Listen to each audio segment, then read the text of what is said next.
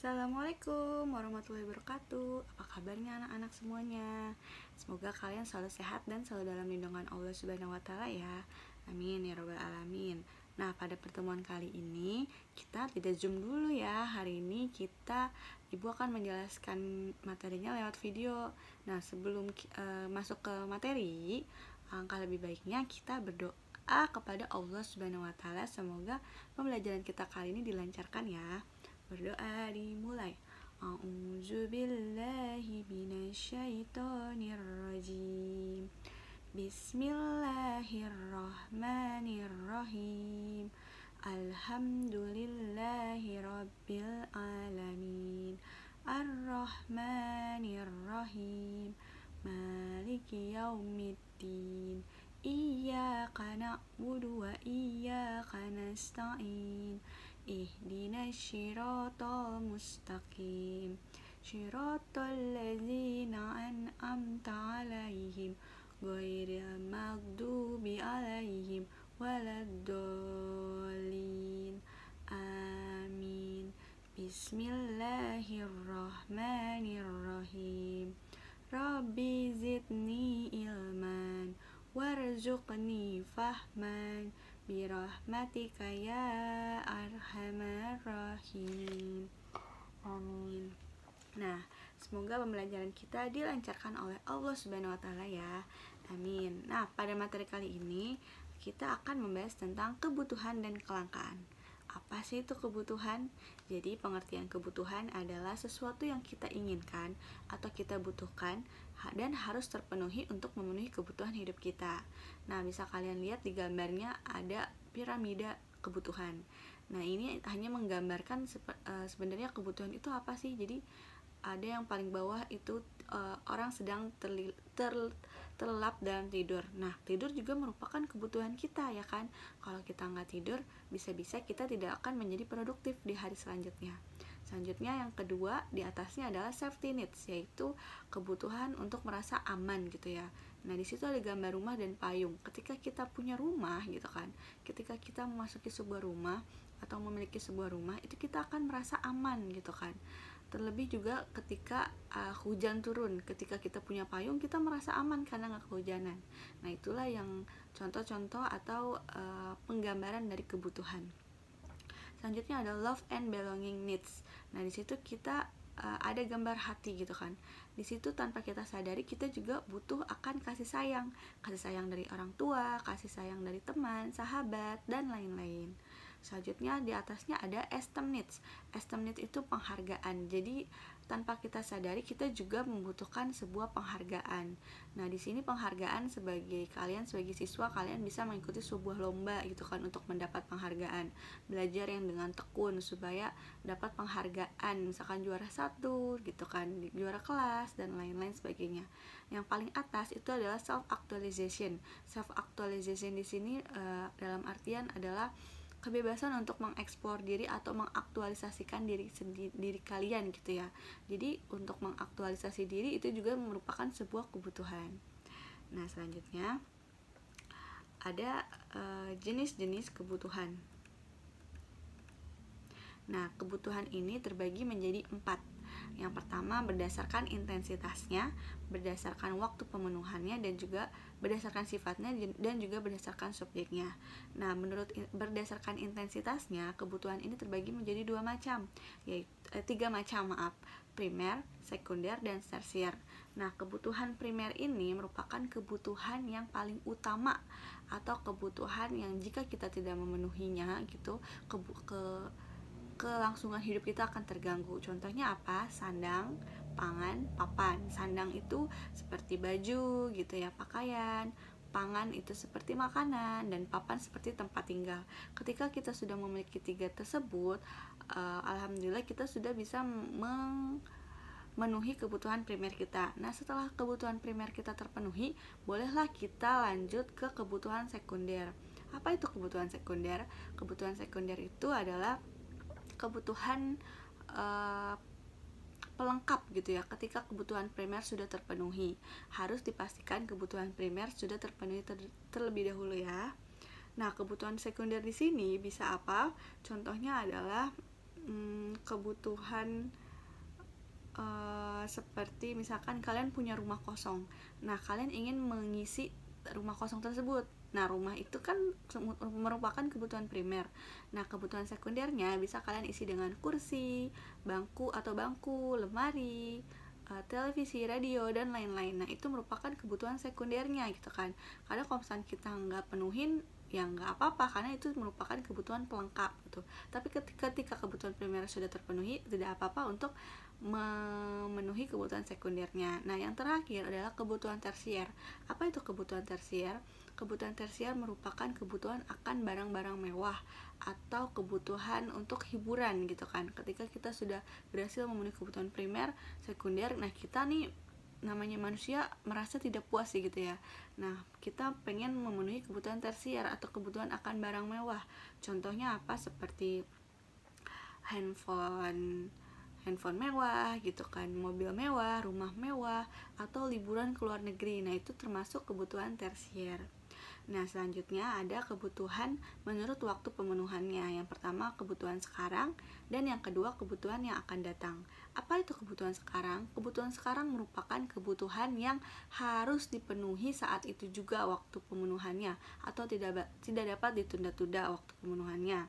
Contohnya misalkan obat untuk orang sakit, atau pergi ke dokter untuk orang sakit, makanan untuk orang lapar gitu kan, pemadam kebakaran untuk kebakaran gitu. Nah, itu adalah kebutuhan sekarang, karena jika kita tunda-tunda waktu pemenuhannya, yang ada akan mengganggu keberlangsungan hidup kita gitu. Yang kedua, kebutuhan yang akan datang. Apa itu kebutuhan yang akan datang? Kebutuhan yang akan datang adalah kebutuhan yang jika kita tidak memenuhi saat itu juga tidak apa-apa gitu kan, atau waktu pemenuhannya bisa ditunda sampai waktu yang ditentukan. Misalkan contohnya asuransi, terus tabungan untuk sekolah di masa depan, terus misalkan kesehatan gitu, tabungan kesehatan dan lain-lain sebagainya. Nah, itu merupakan kebutuhan akan datang atau di masa depan gitu ya. Selanjutnya, kebutuhan menurut sifatnya. Itu terbagi dua menjadi kebutuhan jasmani dan juga kebutuhan rohani. Nah, kebutuhan jasmani ini merupakan kebutuhan akan menjaga, merawat gitu jasmani kita supaya tetap sehat atau berjalan dengan baik gitu kan. Seperti kita tahu, semua orang pasti ingin jasmaninya itu tetap sehat gitu kan, berfungsi dengan baik gitu. Nah, ini adalah salah satu kebutuhan jasmani. Contohnya apa? Misalkan kita berolahraga, makan makanan yang sehat, membeli pakaian yang sesuai untuk kita gitu kan. Namanya jasmani kita kan, kita pengen kita memakai pakaian yang cocok, yang bagus, yang baik gitu kan, yang bisa merasa diri kita aman gitu kan. Nah, terus untuk menjaga misalkan olahraga gitu kan, kita pengen jasmani kita sehat dengan olahraga, makan makanan yang sehat dan lain-lain. Nah, itu merupakan kebutuhan jasmani. Yang kedua, kebutuhan rohani. Nah, jasmani itu kan badan. Nah, kalau rohani itu lebih kepada perasaan atau ruh yang ada dalam diri kita. Contohnya apa? Contohnya itu misalkan kita butuh untuk ketenangan, misalkan sebagai umat muslim kita butuh untuk sholat atau beribadah gitu kan, bisa membaca Quran, mendalami ilmu lebih dalam lagi, ilmu agama lebih dalam lagi. Nah, itu merupakan kebutuhan rohani. Jadi terus selanjutnya adalah misalkan beristirahat atau tidur. Nah, itu kebutuhan rohani gitu kan. Terus pendidikan, misalkan kalian merasa kalian tuh lebih tenang gitu kan ketika kalian memiliki ilmu yang lebih banyak lagi. Nah, kalian misalkan melanjutkan pendidikan di S2, S3 dan sebagainya. Nah, itu merupakan kebutuhan rohani juga. Jadi kebutuhan rohani itu adalah kebutuhan akan merawat rohani supaya, atau psikologis kita supaya berjalan dengan baik ya. Nah, itu merupakan pengertian kebutuhan rohani. Nah, selanjutnya menurut subjeknya itu ada kebutuhan individual dan juga kebutuhan kelompok. Apa itu kebutuhan individual? Kebutuhan individual merupakan kebutuhan yang dirasakan oleh perseorangan. Jadi yang merasakan kebutuhan itu adalah diri dia sendiri gitu. Contoh misalkan kebutuhan skincare, kebutuhan handuk, alat mandi. Nah itu nggak mungkin kita share atau bagi dengan orang lain, atau misalkan yang butuhkan kita sendiri gitu kan, yang tahu kebutuhan kita sendiri. Nah itu merupakan kebutuhan individual. Sedangkan kalau kebutuhan kelompok itu merupakan kebutuhan yang dirasakan oleh segelintir kelompok. Jadi bukan kita doang yang ngerasain, tapi sekelompok kita ngerasain. Misalkan contoh di suatu desa gitu, jalanannya rusak, kita merasa butuh untuk memperbaiki jalanan tersebut. Nah itu merupakan kebutuhan kelompok, karena yang ngerasa butuh bukan saya doang atau ibu doang atau kamu doang, tapi juga sekelompok desa tersebut. Nah itu merupakan jenis-jenis kebutuhan menurut jenisnya gitu ya, ada 4 jenis gitu. Nah selanjutnya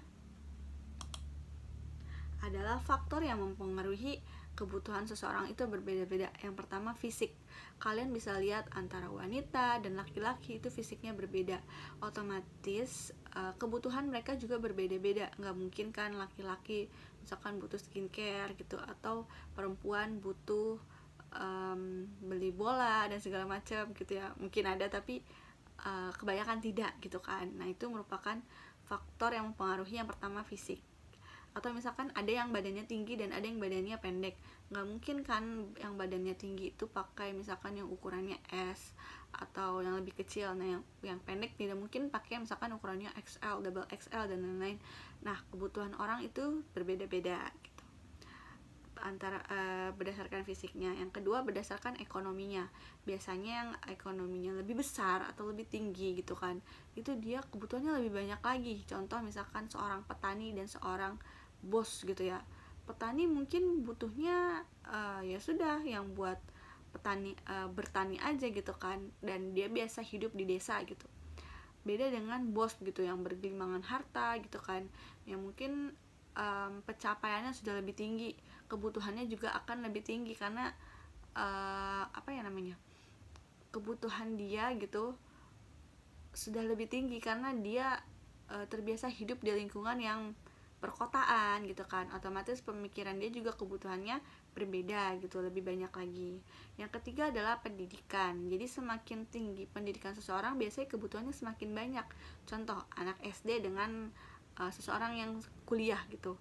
Anak SD ini mungkin kebutuhannya hanya sebatas buku, tas, bekal, makanan, jajan dan lain-lain. Tapi beda dengan orang yang sudah kuliah, butuh laptop, butuh printan mungkin untuk skripsi gitu kan, untuk tugas-tugas dan segala macam dan lain sebagainya. Nah itu semakin tinggi pendidikan seseorang, semakin banyak juga kebutuhan yang dia butuhkan. Yang keempat adalah sosial budaya. Sosial budaya di sini maksudnya orang Kalimantan, orang Betawi, orang Papua, itu pasti kebutuhannya berbeda-beda kan, berdasarkan sosial dan budaya mereka di sekitarnya. Orang Kalimantan mungkin untuk masalah hutan gitu mereka ya nggak terlalu butuh gitu kan, karena sudah banyak di sana gitu kan. Tapi beda misalnya di Pulau Jawa, kebanyakan orang pengen refreshing gitu kan ke hutan-hutan, tapi misalkan sudah sedikit gitu karena sudah dijadikan pemukiman. Nah kebutuhannya berbeda kan, karena sosial budaya mereka berbeda gitu. Mungkin di Papua karena dia kebanyakan itu makanannya papeda gitu kan, karena di sekitarnya itu kebanyakan tebu, kebanyakan ya seperti itu. Nah di kita itu kebanyakan adalah beras gitu kan, otomatis kita makannya beras, padi, otomatis kita makannya beras gitu kan. Beda di Papua yang makannya itu karena di sekelilingnya itu kebanyakan pohon yang menghasilkan papeda gitu ya, bahan dasar papeda gitu, ibu lupa namanya. Nah otomatis kebutuhan dia ya yang bahan dasar papeda tersebut gitu kan. Nah kalau di Jawa Barat mungkin padi gitu kan, beras. Nah itu kebutuhan seseorang jadi berbeda. Nah selanjutnya ternyata kebutuhan ini tidak akan terpenuhi kalau nggak ada namanya alat pemuas kebutuhan. Apa sih alat pemuas kebutuhan? Jadi alat pemuas kebutuhan itu adalah alat yang untuk memenuhi kebutuhan orang-orang gitu. Kita nggak akan bisa nggak akan bisa terpenuhi kebutuhannya ketika tidak ada alat pemuas kebutuhan tersebut. Misalkan ibu butuh skincare, nah alat pemuas kebutuhan ibu berarti skincare. Nah itu disebut alat pemuas kebutuhannya. Nah alat pemuas kebutuhan di sini terbagi menjadi 6 ya. Nah berdasarkan wujudnya itu alat pemuas kebutuhan ada yang berbentuk konkret dan juga ada yang berbentuk abstrak. Yang berbentuk konkret di sini adalah dia itu alatnya. Nah, alat pemuas kebutuhan berdasarkan wujudnya yang pertama konkret. Konkret itu berarti adalah segala sesuatu dalam alam yang berwujud serta dapat dilihat dan diraba. Jadi alat pemuas kebutuhan konkret ini adalah alat pemuas kebutuhan yang ada wujudnya gitu ya, bisa diraba dan juga dilihat gitu. Contohnya apa? Seperti makanan, terus minuman, pakaian, rumah, mobil, TV, radio. Nah itu bisa kita lihat dan juga bisa kita raba gitu kan. Nah, itu disebut barang konkret. Nah kalau barang abstrak yaitu barang atau benda yang tidak dapat dilihat atau diraba, tetapi bisa dirasakan manfaatnya oleh masyarakat sekitar. Jadi kita nggak bisa ngelihat wujudnya seperti apa, tidak bisa juga meraba bentuknya seperti apa, tapi kita bisa merasakan manfaat barang tersebut. Contohnya misalkan jasa tukang jahit, jasa tukang ojek, jasa tukang supir, jasa supir, jasa pedagang, jasa guru, jasa dokter, dan pengacara. Kita nggak bisa ngelihat jasa tersebut, kita nggak bisa ngelihat jasa kan, terus kita juga nggak bisa ngeraba jasa itu kayak gimana sih, tapi kita bisa merasakan ketika kita ada ojek itu membantu kita untuk lebih cepat gitu kan, misalkan ke sekolah. Terus ketika ada dokter itu membantu kita untuk lebih menjaga kesehatan. Misalkan ketika ada guru, kalian ngerasa lebih membantu pembelajaran kalian. Nah itu salah satu contoh alat pemuas kebutuhan yang berbentuk abstrak gitu. Nah selanjutnya berdasarkan jumlahnya alat pemuas kebutuhan ini ada alat pemuas kebutuhan ekonomi dan juga non ekonomi. Ekonomi itu apa? Ekonomi itu adalah alat pemuas kebutuhan yang jumlahnya itu terbatas gitu, dan untuk mendapatkannya itu atau memperolehnya itu butuh pengorbanan, jadi nggak cuma-cuma gitu ya. Contohnya makanan, rumah, dan sepatu gitu. Jadi untuk mendapat makanan nggak cuma-cuma kan, misalkan makanan langsung tersedia, nggak begitu, tapi kita harus ada usahanya. Nah itu disebut barang ekonomi. Nah kalau barang non ekonomi ini adalah barang yang dapat diperoleh tanpa pengorbanan dan jumlahnya itu tidak terbatas. Jadi walaupun kita ngambil banyak gitu kan, itu tidak terbatas gitu. Jadi selalu tersedia gitu ya. Contohnya misalkan air, udara, terus sinar matahari gitu kan. Walaupun kita nggak berusaha nyari, tapi ada gitu, tersedia di alam tersebut gitu. Nah itu disebut barang non ekonomi. Cara mendapatkannya mudah gitu ya. Kalau barang ekonomi cara mendapatkannya sulit, butuh usaha gitu. Nah selanjutnya adalah alat pemuas kebutuhan menurut tujuan penggunaannya.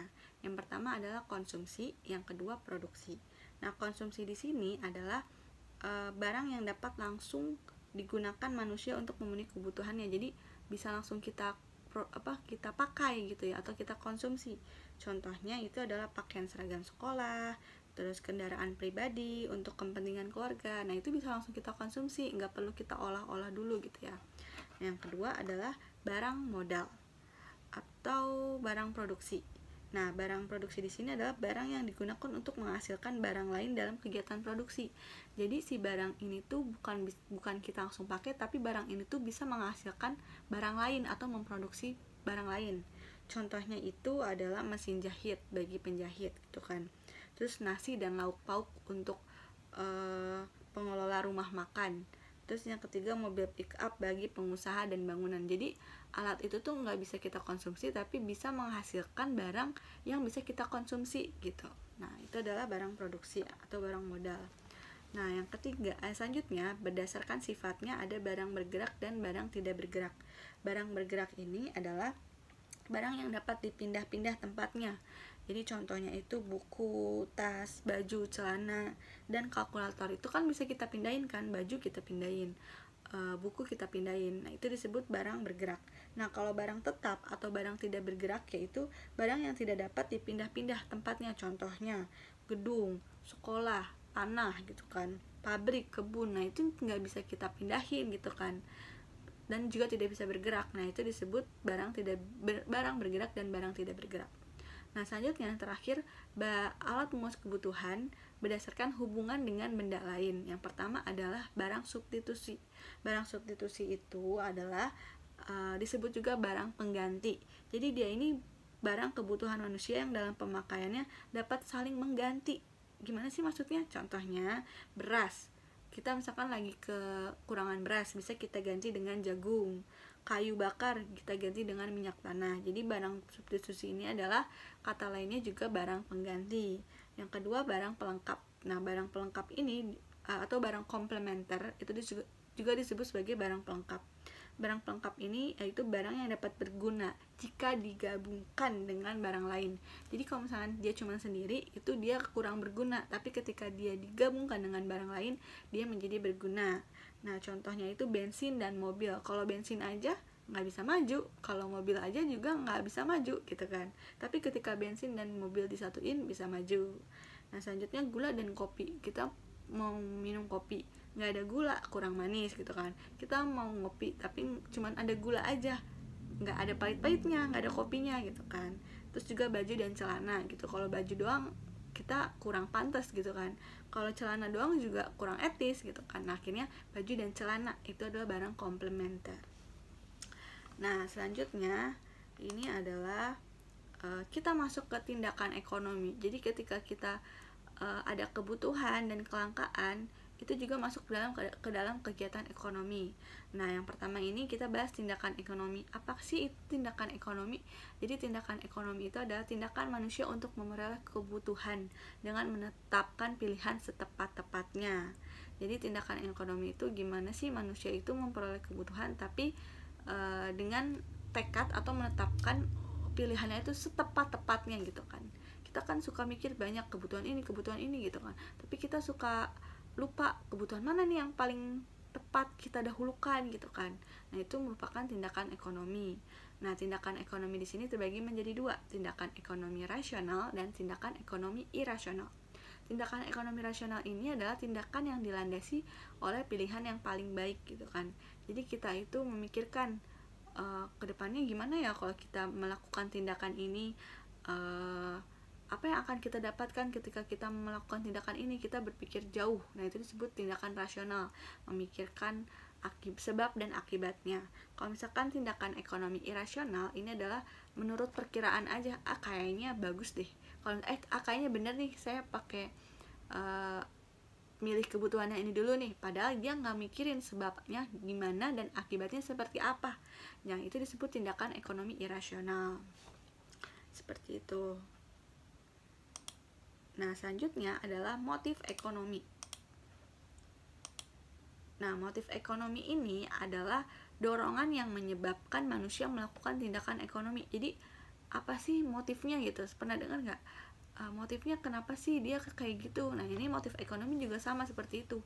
Apa sih yang membuat dia tuh melakukan tindakan itu? Nah, itu dia disebut motif ekonomi.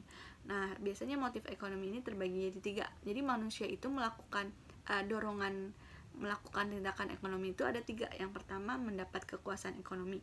Kedua, memperoleh keuntungan, dan yang ketiga, memenuhi kebutuhan. Nah, mendapatkan kekuasaan ekonomi di sini contohnya kita mulai dari memenuhi kebutuhan ya. Contohnya memenuhi kebutuhan, misalkan kita mau beli baju untuk kita pakai. Nah, itu merupakan motif ekonomi, memenuhi kebutuhan karena kita butuh gitu kan, bukan kita pengen dapat untung ketika beli baju tersebut. Beda ketika kita pengen memperoleh keuntungan, misalkan kita beli baju saat diskon, nah kita jual lagi dengan harga yang lebih tinggi ketika kita beli diskon, otomatis kita dapat keuntungan. Nah, itu merupakan motif ekonomi, memperoleh keuntungan. Dia bukan buat diri dia sendiri atau buat kebutuhan diri dia sendiri, tapi untuk memperoleh keuntungan. Yang ketiga, mendapat kekuasaan ekonomi. Contohnya misalkan mau beli baju gitu kan, nanya-nanya nih tokonya dan segala macam, tapi ternyata bukan pengen beli untuk kebutuhan, bukan juga pengen memperoleh keuntungan untuk dijual lagi, tapi dia pengen misalkan usahanya tuh barengan gitu, bisa nggak sih saya buka cabang lagi di tempat lain gitu kan, dengan produk ini gitu. Nah dia itu pengen mendapatkan kekuasaan ekonomi. Kenapa? Karena otomatis ketika dia punya cabang gitu kan, dia punya kekuasaan ekonomi tersebut gitu, punya toko lagi gitu kan. Nah itu dia punya mendapatkan kekuasaan ekonomi seperti itu. Nah selain motif ekonomi, ada juga motif non ekonomi. Jadi dorongan seseorang melakukan tindakan ekonomi, tapi biasanya kalau motif non ekonomi itu tidak kepada yang sesuatu bersifat untuk diri dia sendiri gitu ya, gitu, bukan bersifat ekonomi gitu, bukan bersifat yang ada nilainya atau ekonomi gitulah ya. Nah atau bisa disebut juga tanpa pamrih gitu, tapi pasti ada motifnya gitu kan. Nah biasanya dia terbagi menjadi dua, motif untuk memperoleh penghargaan dan juga motif sosial gitu kan. Nah itu tidak ada keuntungan, kebutuhan dan lain-lain, tapi untuk memperoleh penghargaan dan juga motif sosial. Contohnya misalkan dia membantu seseorang gitu, atau bencana alam. Nah itu dia motif sosial, yang nggak pengen dapat apa-apa, nggak pengen dapat kebutuhan atau keuntungan atau kekuasaan ekonomi, tapi motif dia sosial gitu, pure sosial. Nah terus yang kedua, motif memperoleh penghargaan. Jadi dia di sini bukan pengen dapat kebutuhan, keuntungan, tapi dia ini ngelakuin sesuatu atau tindakan tersebut untuk memperoleh penghargaan gitu, seperti itu. Nah yang terakhir ini adalah prinsip ekonomi. Jadi prinsip ekonomi ini adalah gimana caranya ketika kita melakukan tindakan ekonomi gitu ya, misalkan jual beli. Nah itu kita menggunakan prinsip ekonomi, gimana caranya kita itu dengan pengorbanan sekecil-kecilnya untuk mendapatkan hasil yang sebesar-besarnya. Misalkan contoh, kita beli baju, gimana caranya kita itu walaupun uangnya tidak seberapa gitu kan, tidak heboh atau tidak banyak gitu, tapi kita itu mendapatkan hasil sebesar-besarnya. Maksudnya sebesar-besarnya itu kualitasnya maksimal gitu. Nah itu disebut pengorbanan sekecil-kecilnya untuk mendapatkan hasil sebesar-besarnya. Nah sekian dulu nih materi kita kali ini.